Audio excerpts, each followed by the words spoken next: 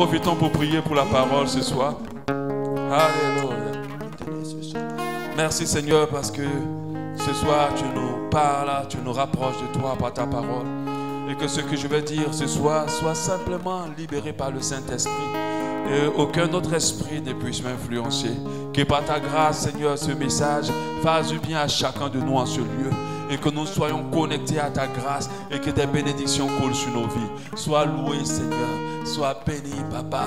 Yahvé Jireh dans le nom de Jésus.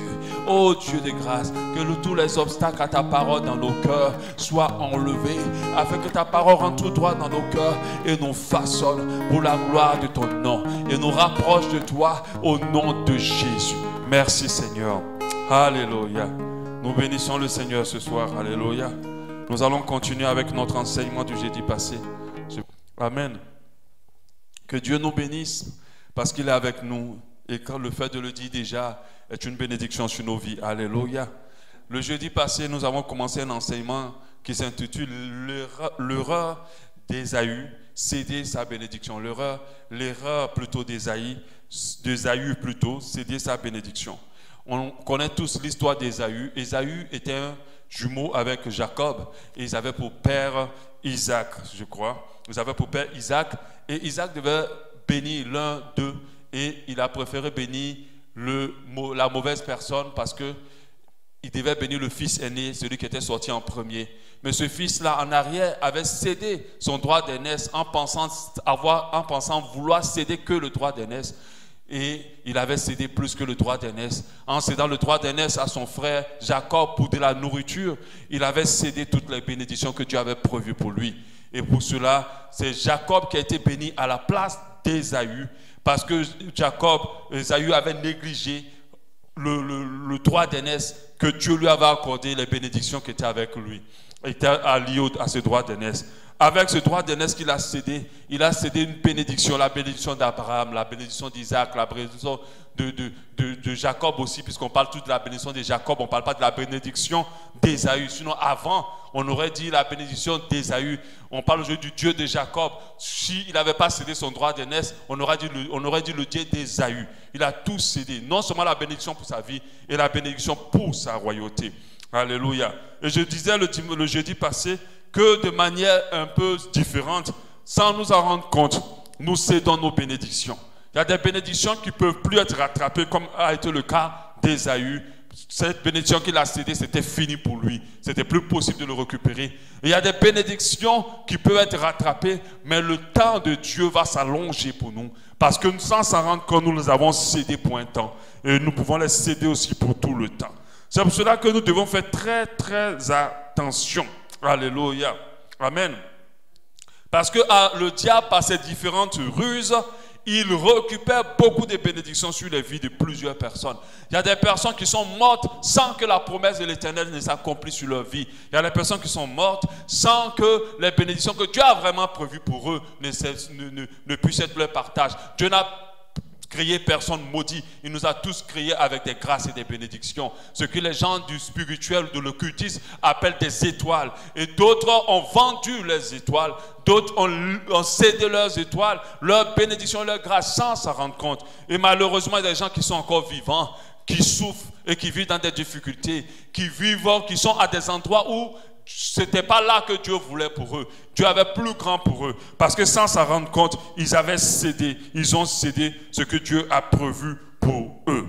Comment ce principe s'opère? Ce principe s'opère par le fait que tu acceptes d'obtenir quelque chose aujourd'hui pour céder quelque chose que Dieu a prévu pour toi demain. Mais cette chose prévue demain est plus grande que celle que tu prends aujourd'hui.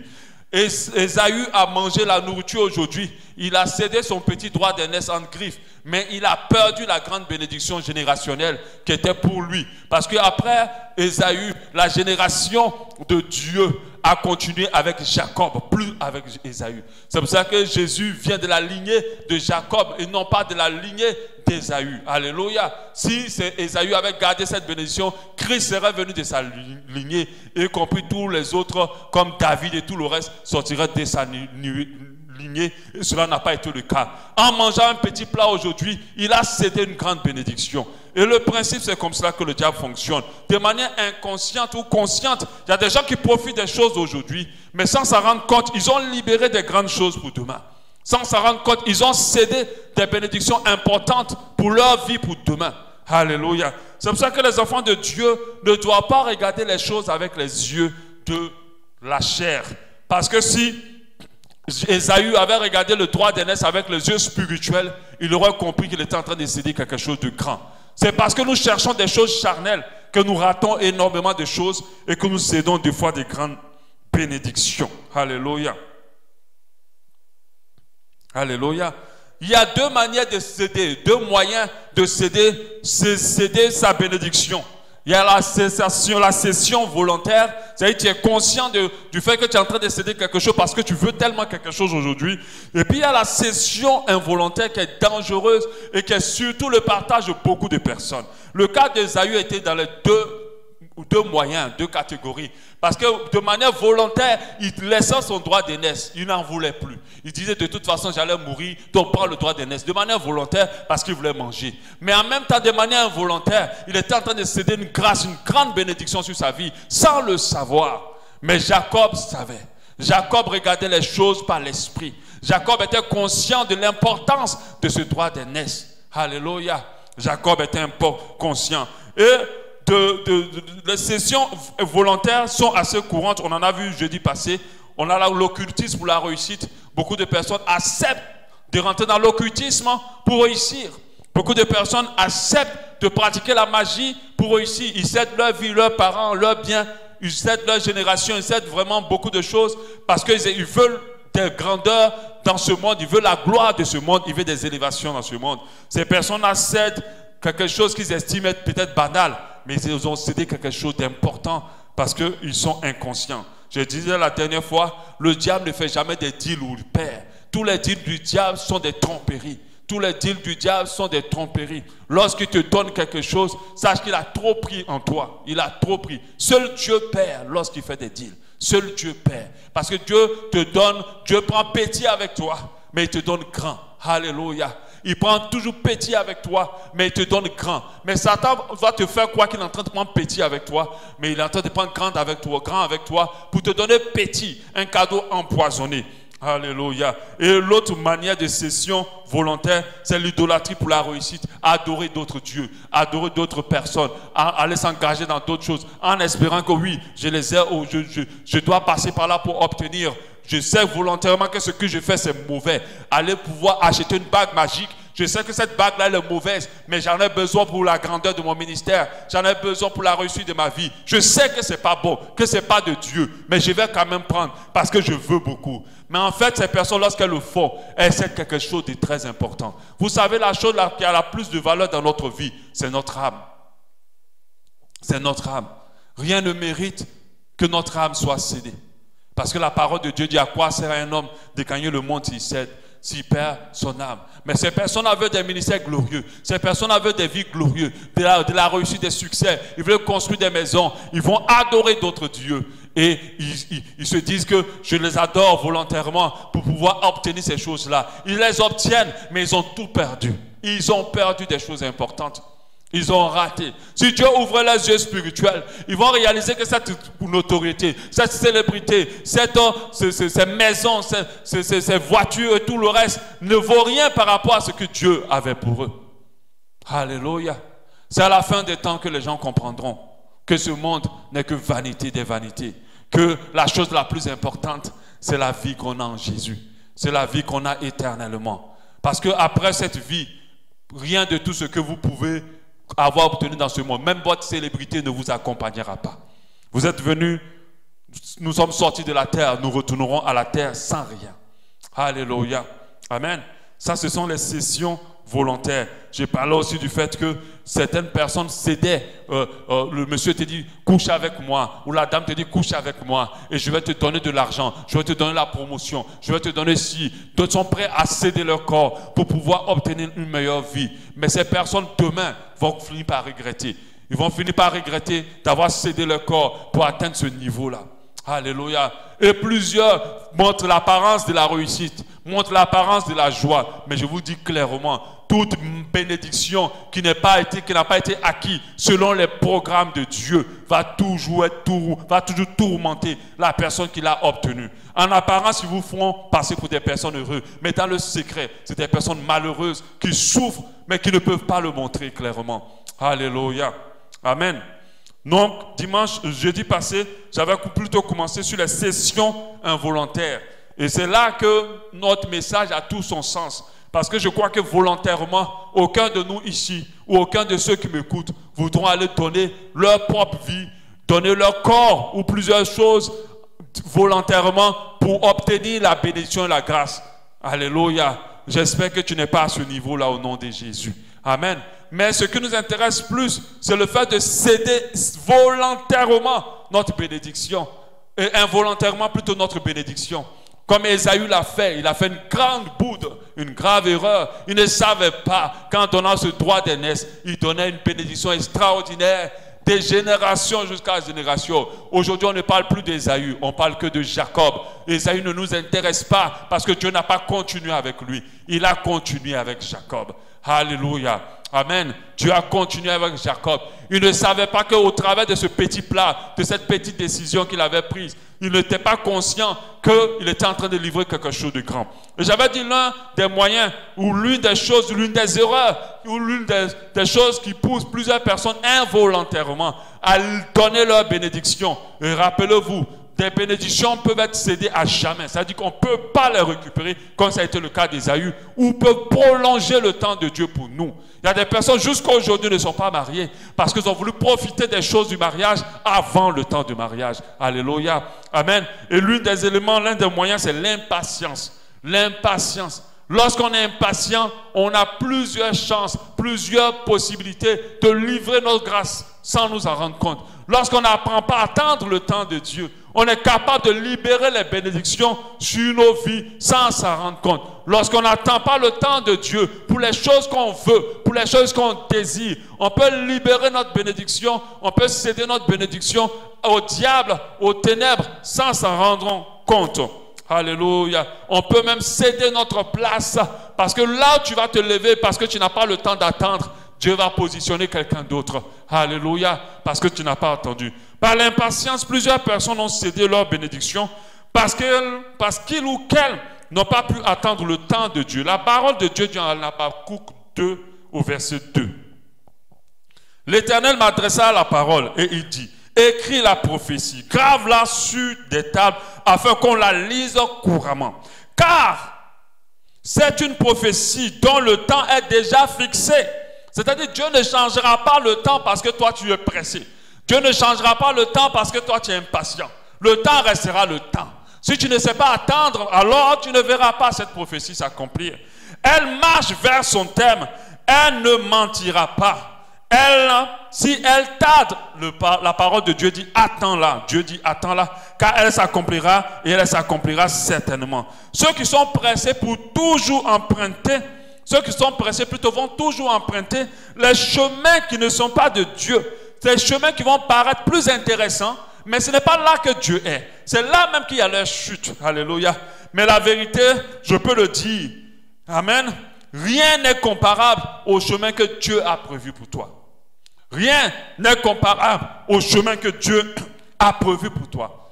Ils vont prendre des chemins parce qu'ils ont été impatients et ils croient qu'ils sont en train de gagner. Ils pensent qu'ils sont en train de gagner. Mais les hommes les regardent, on dit oh, ils sont en train de gagner. Ils sont audacieux. Ils ont pu faire. Mais au fond, ils ont perdu tout. Ils ont raté les choses importantes. Par impatience, plusieurs ont cédé leur grâce et leur bénédiction. Ils pensaient gagner, mais ils ont détruit plus grand. Ils ont détruit plus grand que ce qu'ils ont gagné. Alléluia.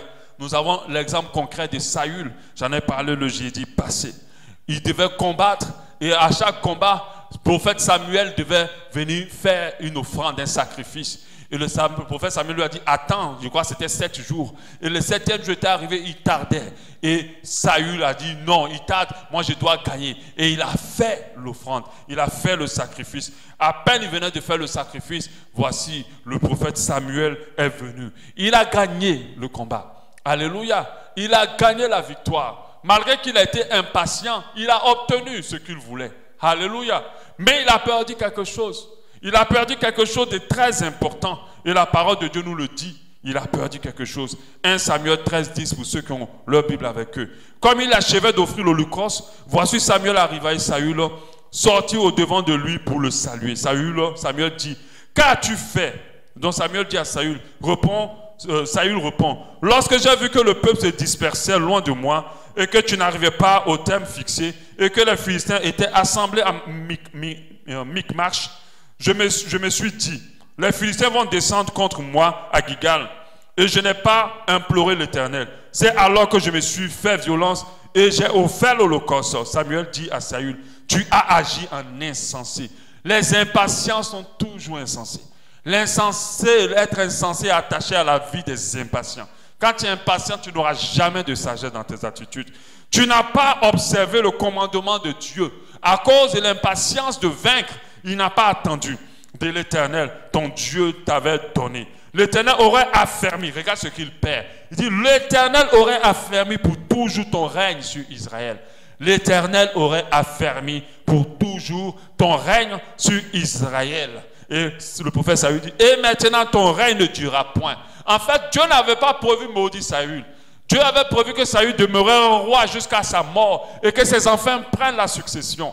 Mais à cause de son impatience, une grande bénédiction que Dieu avait prévue pour lui s'est interrompue. Alléluia. Et il a dit à l'instant même, l'Éternel s'est déjà choisi un homme selon son cœur. Alléluia. Faites attention. À cause de votre impatience, Dieu est capable de vous remplacer. À cause de votre impatience, Dieu est capable de donner ce qu'il a prévu pour vous à quelqu'un d'autre. Ne pensez pas que vous êtes indispensable. Apprenez à attendre le temps de Dieu. Alléluia. Choisis un homme et l'Éternel l'a destiné à être le chef de son peuple parce que tu n'as pas observé ce que Dieu t'avait commandé. L'impatience peut pousser à profiter de certaines choses maintenant que Dieu nous a promis maintenant. On va les avoir. Dieu t'a dit qu'il va t'élever. Dieu t'a dit qu'il construira une maison avec toi. Dieu t'a dit qu'il va te donner un mariage. Dieu t'a dit que tu vas avoir des enfants. Mais toi, tu les as eus maintenant. Toi, tu les veux maintenant. Tu t'es marié maintenant. Tu as préféré les choses maintenant. Mais tu as raté des grâces. Tu as raté des bénédictions. La parole de Dieu, c'est pour notre bien. Ce n'est pas juste pour plaire à Dieu. Le fait de l'accomplir, c'est pour notre bien. Pour que nous ne rations pas ce pourquoi Dieu nous a activés. Alléluia. Amen. Donc tu profites de ces choses maintenant à cause de l'impatience parce que tu n'as pas le temps de les attendre. Pendant que tu as sacrifié ce que Dieu a prévu de grand pour toi demain. Certains ont livré leur mariage à vie. D'autres ne se marieront plus. Ce n'est pas une malédiction, mais le mariage ne sera plus pour certaines personnes. À cause de l'impatience. À cause du fait qu'ils n'ont pas pu attendre le temps de Dieu. Ils ont préféré vivre la vie du mariage, les bonheurs du mariage, tout ce qui est dans le mariage avant le temps du mariage. Et du coup, Dieu s'est retiré. Dieu s'est retiré. Dieu s'est retiré. Même s'il force pour se marier, ça sera compliqué. Parce que ce que Dieu avait prévu pour eux était plus glorieux. Alléluia. Ils ont voulu profiter de la vie à Dieu maintenant, tout de suite, sans attendre le temps de Dieu. Avec Dieu, chaque chose a son temps. Ils ont voulu profiter de beaucoup de choses maintenant, parce qu'ils n'ont pas voulu attendre le temps de Dieu. Et Dieu s'est retiré. Dieu s'est retiré. Par impatience, certains ont foncé dans des compromis pour gagner de l'argent. Pendant que le temps de Dieu n'est pas encore arrivé pour les rendre riches. Et Dieu a prévu de les rendre riches. Alléluia. Mais ces personnes reviennent à la pauvreté, pensant qu'ils n'avaient pas eu de chance. Il y a des rois, il y a des riches, il y a des nobles, il y a des personnes opulentes qui sont encore dans des niveaux de pauvreté. Il y a des personnes qui ont cette onction de richesse qui sont encore dans un niveau de pauvreté parce qu'ils n'ont pas pu attendre le temps de Dieu. Alléluia. Il y a des personnes qui sont en train de souffrir.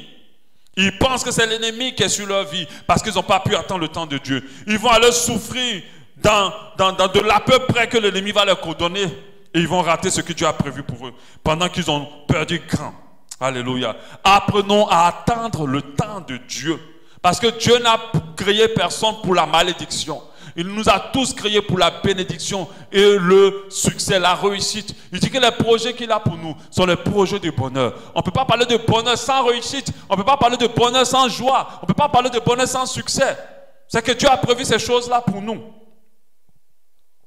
Les choses de Dieu peuvent prendre du temps. En général, elles prennent du temps. Surtout les choses importantes qu'il a à faire pour nous. Regarde, quand il a dit à David, tu seras roi. Il s'est passé des années d'abord avant que David ne devienne roi. Je pense que c'est à peu près 17 ans ou 12 ans. Presque 17 ans. Il s'est passé toutes ces années-là avant que David ne soit roi. Mais il a attendu patiemment le temps de l'accomplissement de la prophétie. Il était fort, il pouvait éliminer, même quand Dieu l'a livré Saül, il n'a pas dit voici l'occasion pour moi d'abréger la prophétie et de pouvoir rentrer vite dans ma destinée. Il a attendu encore jusqu'à ce que Dieu finisse avec ce oint qui a été déchu et pour le placer correctement. Alléluia. Il avait le pouvoir, il avait la puissance de renverser Saül. Mais il n'a pas fait de coup d'état. Mais toi, lorsque tu as cette capacité de prendre la place que tu as tant convoité, est-ce que tu attends le temps de Dieu? Est-ce que tu attends le temps de Dieu? Quand tu as cette capacité d'avoir la fille que tu as tant désirée, est-ce que tu attends le temps de Dieu? D'avoir l'homme que tu as tant désiré, le travail que tu as tant désiré, qu'on te le propose comme ça, et que ce n'est pas celui-là que Dieu veut te donner, mais que ça ressemble à ce que toi tu désires. Est-ce que tu attends le temps de Dieu? Et beaucoup rentrent dedans en espérant qu'ils ont gagné, mais ils ont tout perdu. David a attendu. Après qu'on l'a oint pour dire que tu seras roi, il a servi auprès de celui qui devait remplacer toutes ces années, sans broncher, sans chercher une occasion de renverser cette personne. Il attendait seulement. C'est Dieu qui fait les rois et qui défait les rois. Et David savait. David savait que ce n'est pas à moi de me faire roi. Dieu a dit qu'il me fera roi, alors il me fera roi. Je n'ai pas à forcer quoi que ce soit. On vous enseigne tout le temps de dire d'être persévérant, de pouvoir bouger les choses. Mais d'autres le comprennent mal. Ils font les choses avec l'esprit d'impatience. Ils n'attendent pas le temps de Dieu. Et l'impatience, par l'impatience, beaucoup ont livré des grâces inimaginables, des bénédictions inimaginables. Malheureusement, pour certains, des bénédictions qui ne viendront plus jamais. Et pour d'autres, dont le temps est reparti très loin. Il faut que vraiment, ils soient obéissants jusqu'à ce qu'ils puissent rentrer dedans. Pour d'autres personnes, ce n'est plus possible. Alléluia. Ils seront sauvés, mais il y a des choses que Dieu a prévues pour eux qui ne seront plus possibles. Parce qu'ils ont voulu profiter des choses de Dieu avant le temps de Dieu. Une bénédiction avant son temps est une malédiction. Moi, je ne crois pas qu'on puisse profiter des choses de Dieu avant le temps et croire que ces choses puissent nous bénir. Impossible. Amen. Le deuxième moyen qui nous pousse involontairement à livrer notre bénédiction et nos grâces, la faveur de Dieu sur nos vies, sans nous en rendre compte, c'est le manque de maîtrise de soi. Le manque de maîtrise de soi. Lorsque je parle de la maîtrise de soi, je fais principalement allusion à la colère et à l'orgueil. Je fais principalement allusion à la colère et à l'orgueil. Parce que la maîtrise de soi nous conduit à la sagesse. D'autres ne comprennent pas cela. Et ça nous aide à ne pas être des insensés. Vous savez pourquoi la parole de Dieu nous dit en Proverbe 14, 1, la femme sage bâtit sa maison et la femme insensée la renverse de ses propres mains. Un autre verset nous donne l'explication. En Proverbe 21, 9, le verset plus haut. La Bible dit, mieux vaut habiter à l'angle d'un toit que de partager la demeure d'une femme querelleuse. En quoi la femme sage bâtit sa maison et l'essentiel la renverse? Parce que la femme sage n'a pas la maîtrise d'elle-même. La femme sage, la femme plutôt insensée, n'a pas la maîtrise d'elle-même. Elle n'a pas la maîtrise d'elle-même. Elle devient querelleuse et insensée et elle renverse elle-même les projets que Dieu a prévus pour elle.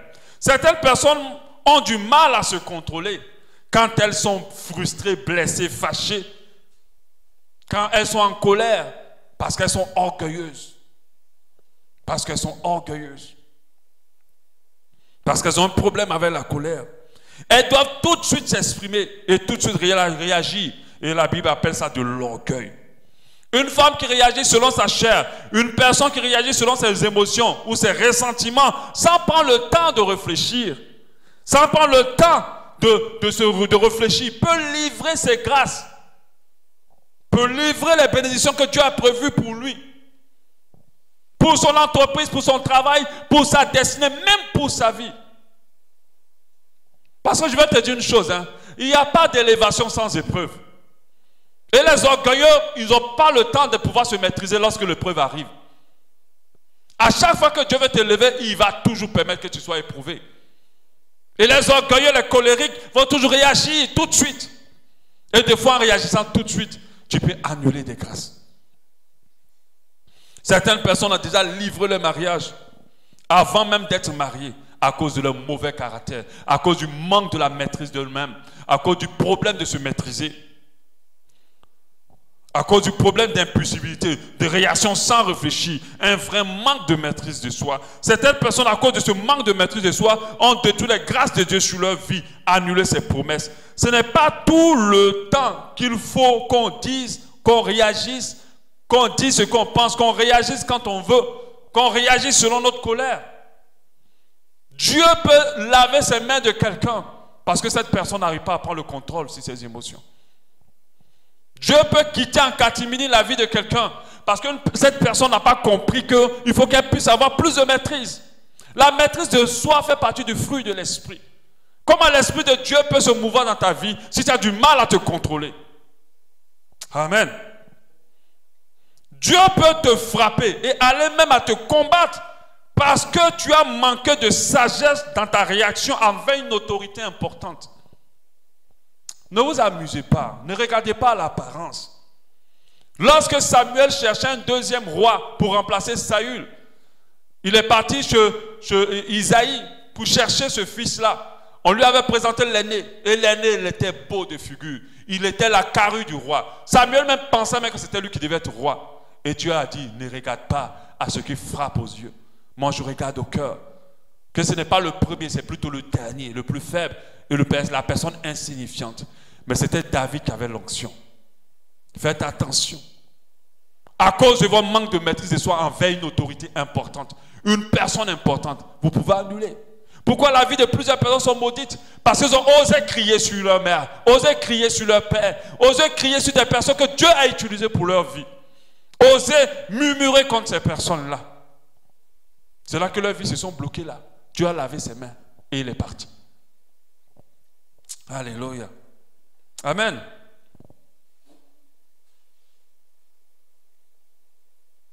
Ce n'est pas tout le temps qu'il faut dire ce qu'on pense. Oui, tu t'es exprimé. Oui, tu as réagi. Oui, tu as prouvé à l'autre oui, ici. Mais tu as détruit quelque chose d'important sur ta vie. Tu as cédé quelque chose d'important sans t'en rendre compte. Tu aurais affermi ces bénédictions sur ta vie pour toujours. Parce que tu n'étais pas maîtrisé. C'est comme cela que certaines personnes perdent leur grâce et que Dieu met fin à la grâce qu'il avait prévue pour eux. Tout s'arrête net, rien n'avance plus. Parce que ces personnes-là n'ont pas su se maîtriser. Elles ont du mal avec l'autorité. Elles ne savent pas se soumettre. À chaque fois qu'elles sont piquées, il faut qu'elles réagissent. À chaque fois qu'elles sont frustrées, il faut qu'elles réagissent. Et elles trouvent que ça c'est normal. Mais elles ne comprennent pas qu'elles sont en train de jouer d'un feu dangereux. Elles sont en train de livrer une bénédiction comme ça sans s'en rendre compte. Alléluia. 1 Pierre 5,5 nous dit, de même, vous qui êtes jeunes, soumettez-vous aux anciens.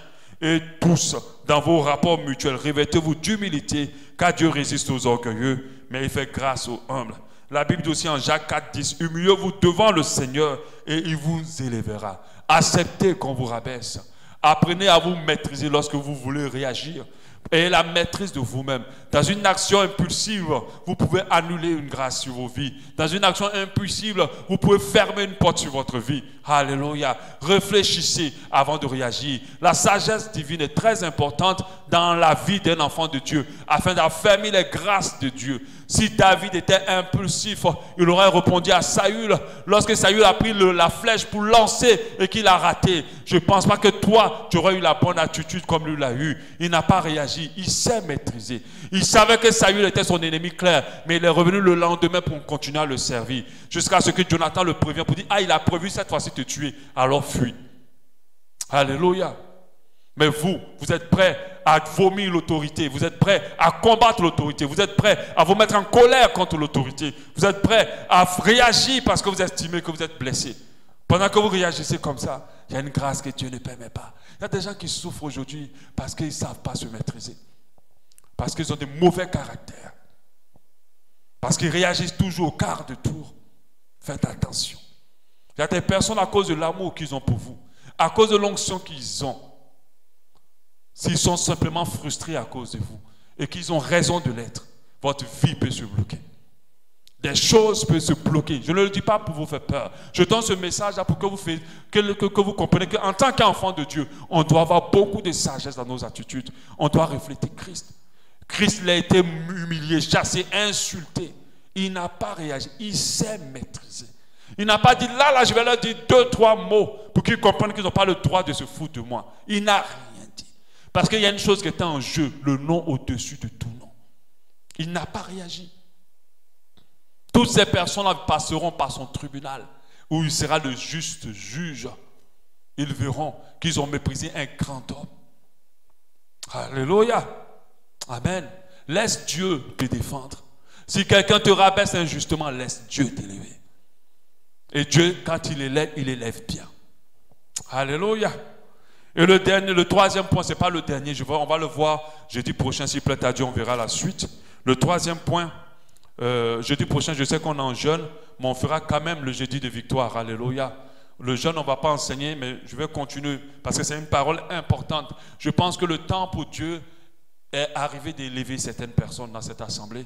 Et je crois que le temps pour Dieu est arrivé de délivrer la grâce et la bénédiction de plusieurs. Quand tu entends ces messages, répands-toi devant la face du Seigneur et corrige-toi. Alléluia. Parce que la repentance, ce n'est pas seulement la confession, le pardon du péché, c'est de changer de comportement. Alléluia. Et je pense que le temps de Dieu est arrivé pour élever quelqu'un et qu'il faut que cette personne ne rate pas cette bénédiction. Donc jeudi prochain, il y aura les jeudis de victoire, même si la veille, on va faire le jeûne, on va faire le jeudi prochain en jeûne et on continuera. Alléluia.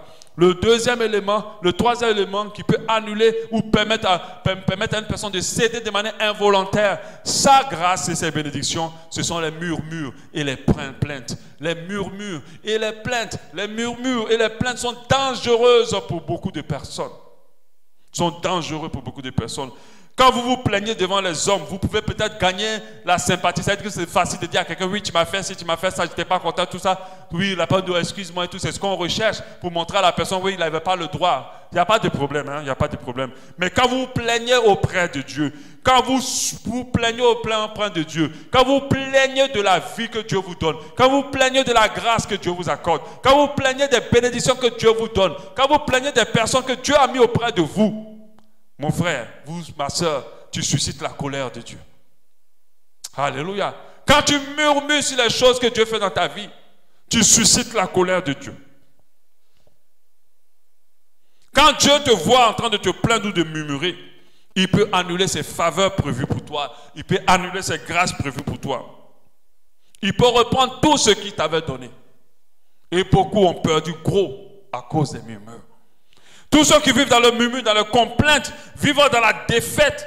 Mais ceux qui vivent dans la louange, parce qu'un enfant de Dieu doit constamment vivre dans la louange. Il doit même louer Dieu pour ceux qui le persécutent. Il doit même louer Dieu pour ceux qui veulent le détruire.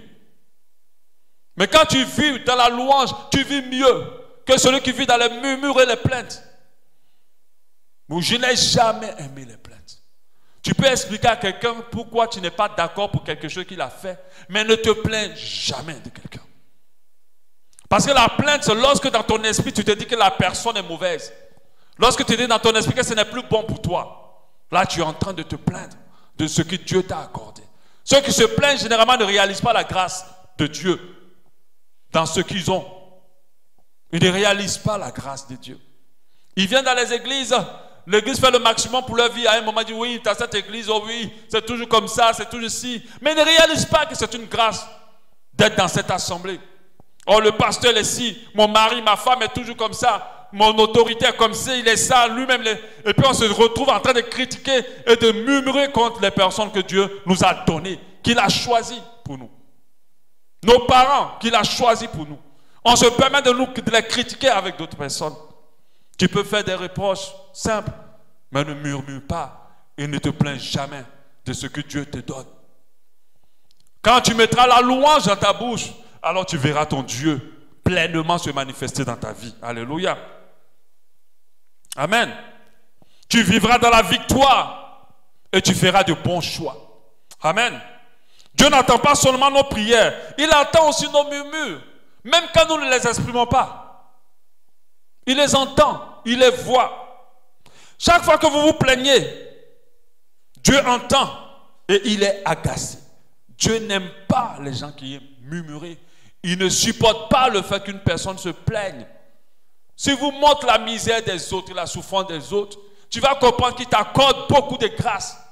Il y a des gens, leur métier, c'est de se plaindre de tout le monde parce qu'ils veulent que tout le monde soit façonné pour eux, leur plaisir. Pour eux, les mettre bien. De telle sorte qu'ils se plaignent des grâces inimaginables que Dieu leur a accordées. Est-ce que tu sais de quoi tu es en train de te plaindre là? C'est dans cette chose-là ou dans cette personne que Dieu a mis toute ton élévation et toute ta bénédiction. Tu sais de qui tu es en train de parler comme ça? Ou de quoi tu es en train de parler? Tu sais de qui tu es en train de murmurer dans ton esprit là? Tu sais de qui tu es en train de murmurer, de quoi tu es en train de murmurer dans ton esprit? C'est cette chose-là dont tu murmures que Dieu a mis toute ton élévation. Alléluia. Aujourd'hui, on a la liberté de murmurer contre tout le monde, comme toute situation. On se permet de se plaindre de notre pays, de tout le reste. Mais on ne comprend pas que les murmures et les plaintes créent des murs et des murs pour notre avancée. Dieu n'aime pas les plaintes. Il ne supporte pas les gens qui aiment se plaindre et des gens qui murmurent des murmures dans leur esprit. Nombre 11:1. Le peuple murmura et cela déplut aux oreilles de l'Éternel. Dieu les a sortis d'Égypte.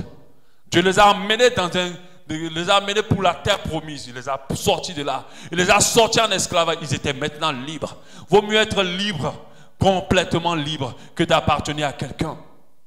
Il les a sortis de là. Mais au moindre problème, ils se levaient, ils murmuraient, ils se plaignaient.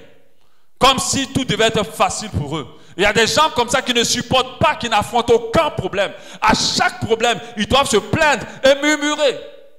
Ces gens de personnes-là, Dieu ne les bénit pas. Et faites attention, il ne faut pas que Dieu annule sa grâce et sa bénédiction pour ta vie. Ce peuple a murmuré et l'Éternel a entendu et sa colère s'est enflammée. Le feu de l'Éternel s'alluma parmi eux et dévora l'extrémité du camp. Le peuple cria à Moïse et Moïse pria à l'Éternel et le feu s'arrêta. Dieu a voulu les détruire déjà. Alléluia. Amen. Mais nous voyons que par la suite, les grâces que Dieu avait prévues pour eux, il les a annulées. Évitons à tout prix les murmures, car elles provoquent la colère de Dieu. 1 Corinthiens 10:10. Ne murmurez pas non plus, comme quelques-uns ont murmuré et ont péri par le destructeur. Donc peu importe ce qui se passe dans ta vie, ne te plains jamais. Ni à la personne qui est en face de toi. Ne te plains pas de la personne que Dieu t'a donnée. Ne te plains pas des choses que Dieu t'a données. Rends des louanges à Dieu, même quand ce n'est pas ce que tu veux. Rends des louanges à Dieu. Qui va te battre, te donner quelque chose d'important, puis te voir pour dire, mais ça même ce n'est rien. Comment la personne va réagir? Je me suis battu, je t'ai donné quelque chose. Et puis tu me dis, non, mais ça, ce n'est rien, je voulais plus. Je pensais que tu allais me donner plus, ainsi de suite. Quand tu commences à dire ça, qu'est-ce que je vais faire? Je vais dire, donne-moi ma chose. Donne-moi ma chose. Ou bien ce que j'avais prévu pour la suite, j'ai dit, c'est bon. C'est plus bon. On arrête là. Et c'est comme ça que Dieu a dit dans la vie de certaines personnes, à cause de leur convoitise, à cause du fait qu'ils veulent que tout soit réglé comme eux le veulent. Ils passent leur temps à se plaindre, mais ils ne savent pas que la plainte, à chaque fois qu'ils ouvrent la bouche pour se plaindre, des choses que Dieu leur a données, la colère de Dieu est contre leur vie. Ils ne savent pas ça. Et que les bénédictions de Dieu sont en train d'être fermées. Les portes se ferment. Faites attention. Il y a des bénédictions qu'on ne récupère plus jamais. Et il y a d'autres qui prennent du temps encore. Et nous ne voulons ni de l'un ni de l'autre. C'est pour ça que nous devons arrêter de nous plaindre et de murmurer des choses que Dieu nous accorde. Nos enfants peuvent nous embêter, mais nous ne nous plaignons jamais de nos enfants. Ils peuvent être difficiles, mais nous ne nous plaignons jamais d'eux. Rendons grâce pour leur vie. Parce que lorsqu'on les a portés dans nos mains pour la première fois, la joie de Dieu était notre partage. Nous étions heureux. Nous pouvons leur faire les reproches sur leur comportement, mais ne nous plaignons jamais de nos enfants. Ne nous asseyons pas pour dire, mais quel enfant Dieu m'a donné. Ne le disons jamais. Alléluia. Au lieu de murmurer, mon frère et ma soeur, remercie Dieu pour ton statut actuel, pour ce qu'il a fait pour toi, pour qu'il manifeste encore plus pour toi. Il y a toujours quelque chose pour laquelle Tu dois remercier Dieu, il faut trouver cette chose. C'est une mentalité de la vie chrétienne. Le chrétien rend grâce à Dieu même quand on est en train de le tuer. Lorsqu'on est en train de lapider Étienne, Étienne n'était pas en train de dire Dieu, pourquoi tu me mets dans cet état avec tout ce que j'ai fait pour toi? Il était en train de louer le Seigneur. Il était en train de louer le Seigneur pour que Dieu lui donne accès aux cieux où il y a des grandes bénédictions pour lui. Alléluia. La Bible nous dit en Nombre 11, 18, tu diras au peuple, sanctifiez-vous pour demain et vous mangerez de la viande. Le peuple se plaignait pour dire, depuis là, la manne. Au début, on avait faim. Dieu a amené la manne. Oh, depuis là, la manne, on est fatigué. Nous, on veut manger maintenant la viande. On veut manger la viande. Ils étaient en train de mettre la pression sur Moïse et celui qui l'accompagnait, Aaron. Il leur mettait la pression. On veut la viande, on veut la viande. Donc Dieu a dit, ok, il n'y a pas de problème. Tu diras au peuple, sanctifiez-vous pour demain et vous mangerez de la viande, puisque vous avez pleuré aux oreilles de l'Éternel en disant, qui nous fera manger de la viande, car nous étions bien en Égypte. Donc il disait à Dieu, nous on mangeait la viande en Égypte. Tu nous as amené, si on ne mange pas la viande, il y a un problème. Et l'Éternel vous donnera de la viande et vous en mangerez. Au verset 19, vous en mangerez non pas un jour, ni 2 jours, ni 5 jours, ni 10 jours, ni 20 jours, mais un mois entier jusqu'à ce qu'elle vous sorte par les narines et que vous ayez du dégoût parce que vous avez rejeté. Mais quand quelqu'un te dit, je vais te donner la viande jusqu'à ce que ça te sorte dans les narines, il faut avoir peur. Quand Dieu te dit ça là, c'est que c'est quelqu'un qui est agacé qui est en train de te répondre en fait.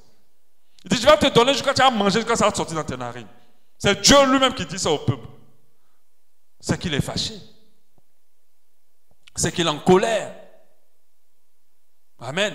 C'est qu'il est en colère. Oh, je vais me marier, oh Seigneur. Toi, ok, tiens le mariage. Tu vas te marier jusqu'à un temps, mais tu vas voir le mariage là. Ah, quand Dieu te dit ça, tu dis, pardon Seigneur, garde d'abord ton mariage. Attendons d'abord ton temps. Oh, je suis célibataire, Seigneur. Oh, tu cries, dis d'accord. Tiens le mariage. Après, tu vas voir même que le mariage même va te... Quand il te dit ça, dis Seigneur, attends, prends d'abord ton mariage. Attends d'abord ton temps. Je préfère attendre ton temps.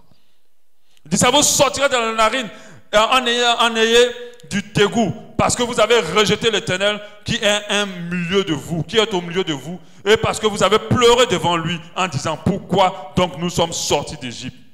Alléluia. La plainte. Lorsque Joseph s'est retrouvé devant Potiphar et sa femme l'accusant d'avoir violé sa femme, Joseph n'a pas parlé. Il ne s'est pas plaint. Il a accepté toute l'accusation. Il n'a pas murmuré. Il a tout accepté. Il a essayé d'expliquer, on ne l'a pas écouté. Il a dit, ok, c'est pas grave.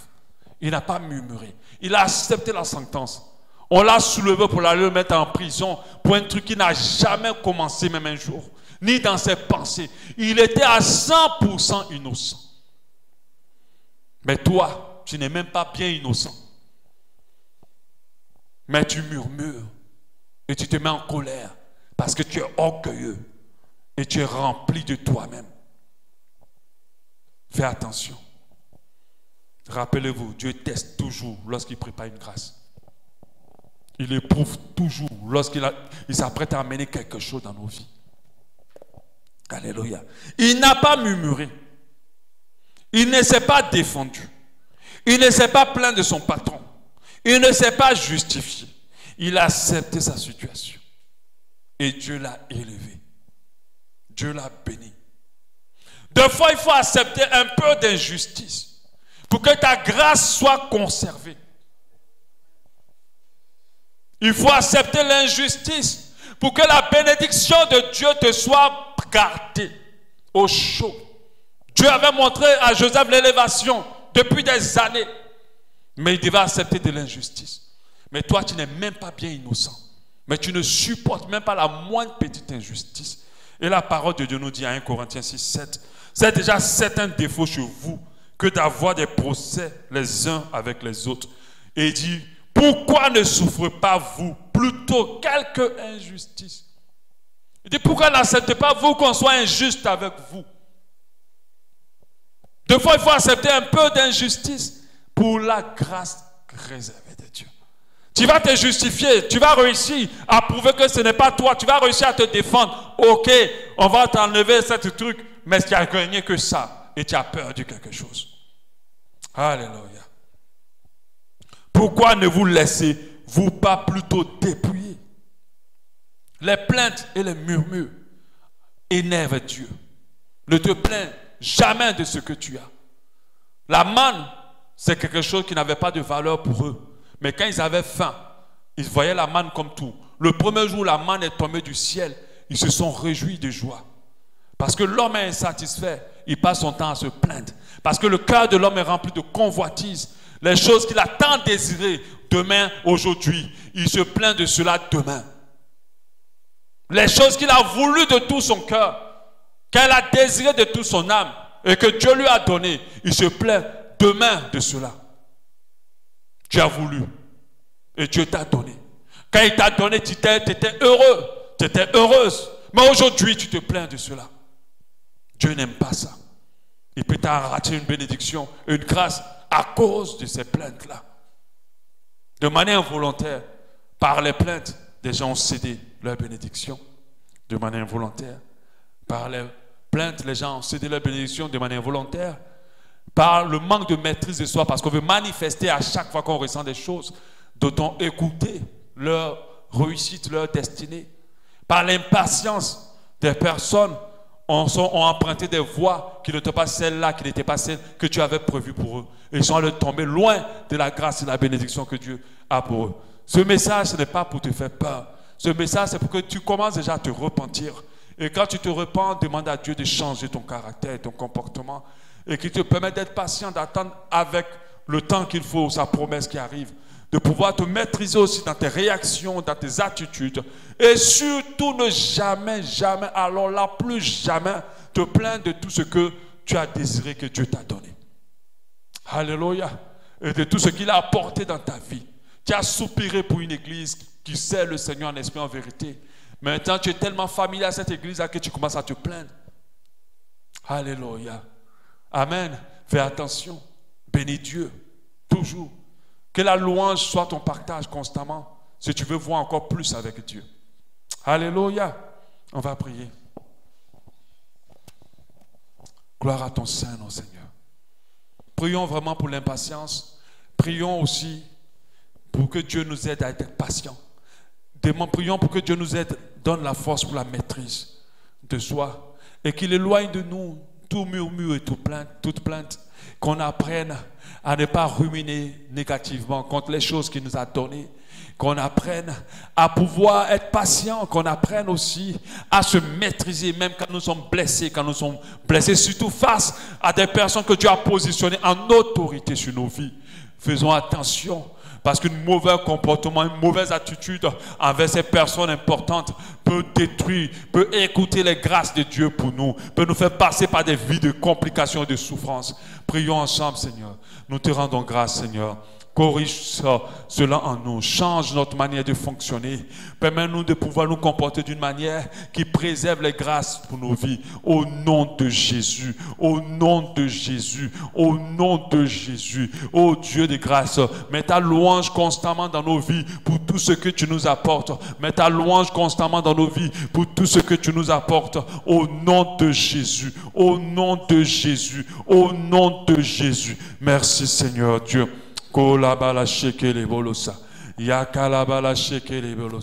Merci Seigneur, dans le nom de Jésus.